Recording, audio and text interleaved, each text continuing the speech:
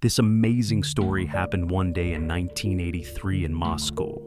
Two motorists were walking past a long line of boxes in the garage. Cooperative signal and noticed smoke creeping from under the gates of one of the garages. The men came closer and heard the sounds of music and the rumble of a running engine coming from inside.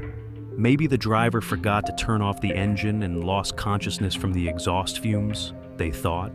One of the motorists rushed to call the police, and the other tried to open the gates, but they wouldn't budge. The policemen who arrived there, with the help of motorists, were able to cope with the garage doors. Inside, a Moscovich car was parked in a puff of smoke with the engine running and the radio on, and the body of a young man lay on the floor next to it. The medics who arrived could do nothing to help him and only pronounced him dead. Criminologists from the task force immediately dismissed the theory of an accident. It was winter, and the deceased was in his underwear. Besides, there was a noticeable abrasion on his head. Either the guy was dealt with, or he himself passed away, choosing such an unusual way. According to the documents found in the car, the identity was established: Evgeny Sverydov, 18 years old, a former soloist of the large children's choir of the All-Union Radio and Central Television. What happened to him? When examining the scene, Eugene's clothes were found scattered in the car, and a torn heel from a woman's boot was found under the wheels of the car. This discovery indicated that a woman could have been involved in the death of Evgeny Sverydov. The version of an intentional crime has become the main one. Soon the conclusion of the forensic experts came, from which it followed that Evgeny Sverydov was stunned and left in a closed garage where exhaust fumes did not give him a chance to survive.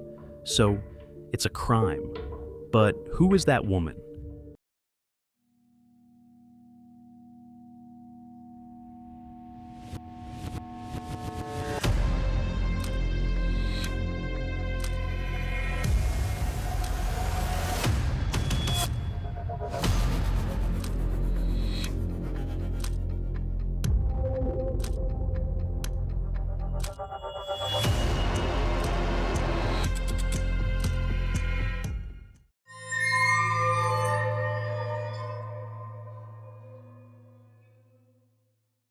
Having lost a heel in the garage, it was necessary to establish her identity and possible involvement in the incident. Detectives visited Evgeny's mother, who was grieving for her son, but nevertheless agreed to answer questions from law enforcement officers. Upon learning about the found female heel, she abruptly raised her head and stated that she knew who it could belong to. It turns out that Evgeny had a girlfriend, Svetlana Vavilova, who was also a former soloist of a large children's choir. It was in the choir that they met, and soon an affair began. The mother did not like the choice of her son. Svetlana was too lively and even defiant. The police wondered if Evgeny and Svetlana had a date in the garage, which turned into a quarrel, as a result of which the guy was stunned, and the girl ran away, leaving him to his fate. Svetlana should have been questioned immediately. However, law enforcement officers were unable to talk to Svetlana Vavilova. On the same day, her body was found by passers-by at the entrance of the house. Apparently, Svetlana decided to wash the windows in the apartment, slipped on the windowsill, and fell out. The girl's inconsolable father, as soon as he found out about the incident, immediately came home from work, and the mother seemed petrified. Sitting in an armchair in the living room, she did not answer the detectives' questions while the room was being examined. The police decided not to waste any time and began to interview the neighbors. As a result, they were able to find out that loud voices could be heard from the Vavilovs' apartment that day, as if someone was arguing or swearing. In turn, the criminologists drew interesting conclusions after examining the scene. There were streaks of water on the window. It seemed like it had actually been washed, and there was a bucket of water and a sponge on the floor. Everything confirmed the theory of an accidental fall, except for one thing. There were no traces of Svetlana's hands and feet on the window and windowsill. How is it? Maybe her death wasn't accidental.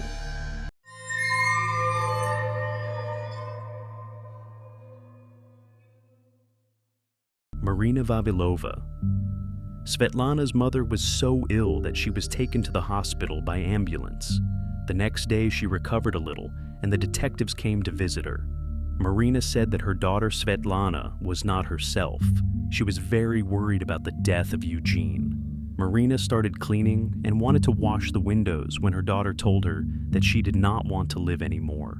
Marina yelled at her about her thoughts, and when she went to the kitchen to get detergent, she heard the sound of a window opening. Marina rushed into the living room, but she didn't have a moment to grab Svetlana's hand. Marina blamed herself for her daughter's death, because it was she who started washing windows and seemed to have suggested a way for her to end her life. The detectives listened to Marina Vavilova. So, Svetlana committed suicide.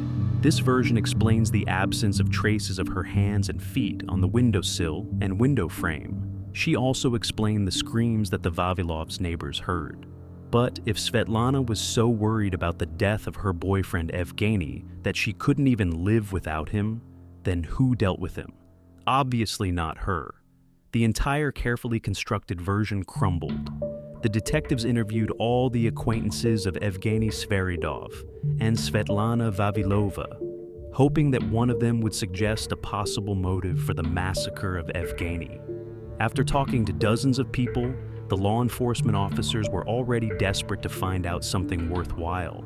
But then, it was the turn of the conversation with Galaya Yakovleva, a friend of Svetlana Vavilova. The girl hesitated, as if debating whether to speak or not, and then confessed to the police that she knew something very important. Galia said that Svetlana called her on the phone on the day of her death and told her in a sinking voice that she had found a photo of Evgeny Sverydov in her mother's belongings, and the photo was signed to Passionate Marina as a souvenir. This meant that Svetlana's boyfriend Evgeny was having an affair with her mother. After that, Svetlana told Gala that she would call back as her mother entered the room, but apparently on nerves.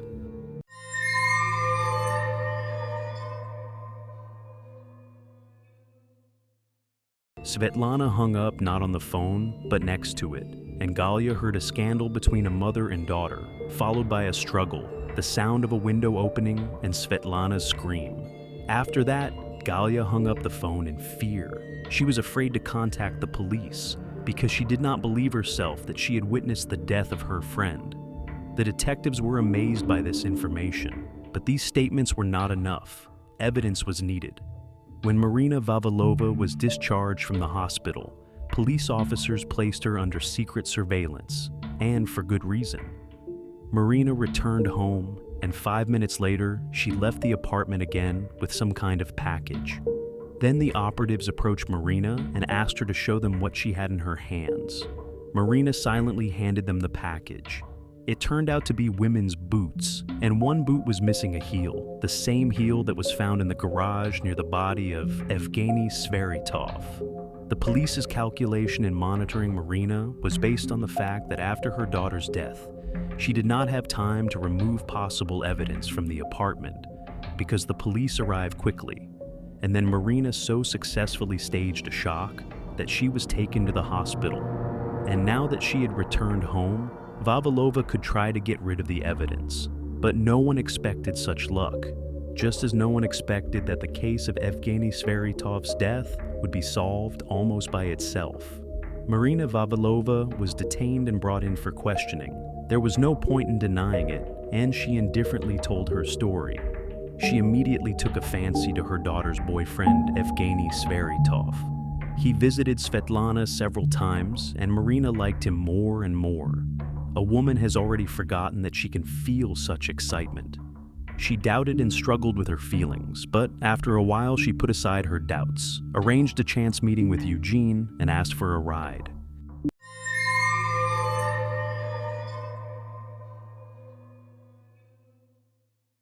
Evgeny already had his own car at her home. It was not difficult for her to charm the simple-minded young man, and the trip ended in Eugene's garage. Secret meetings began, but almost immediately a problem arose. Evgeny, due to his age, turned out to be too polite and self-satisfied. One day, he unexpectedly showed up at the Vavilovs' apartment and handed Marina his photo with a compromising signature. Marina realized that it was time to end the novel before her husband and daughter found out about it. But Eugene took such an offer with hostility. He had already fallen head over heels in love with Marina and was now blackmailing the woman by telling her husband everything if they broke up. The woman was used to living in affluence. Her husband worked as a commodity specialist and earned well. She wasn't going to lose her family for a youngster. Somehow, it came to me easily and matter-of-factly that I needed to get rid of Eugene. Vavilova thought out a plan, and at one of the romantic meetings in the garage stunned him with a brick, prepared in advance and lying in her purse. After that, she dragged Evgeny to the back of the car, started the engine, and closed the gate from the outside. During all this action, the heel of a boot came off somewhere, but it was a pity to throw away almost new shoes, and she left them at home, intending to give them to repair later. It was the main mistake of the woman, but not the only one. She did not throw away the photo with the frivolous inscription that Eugene gave her, but hid it among her things in the chest of drawers. She was accidentally found by her daughter Svetlana. Marina had nothing to say in her defense. Svetlana made a scene, threatened to commit suicide, and Marina suddenly realized that this was actually a good way out of the situation. So she began to encourage her daughter to do it.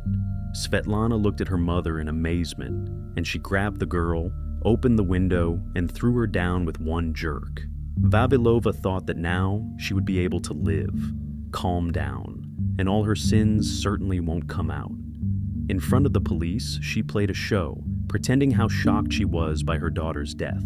So much so that she couldn't even answer questions, but she listened attentively to their conversations, heard about the absence of traces, and realized that it was necessary to stick to the version that Svetlana had committed suicide herself.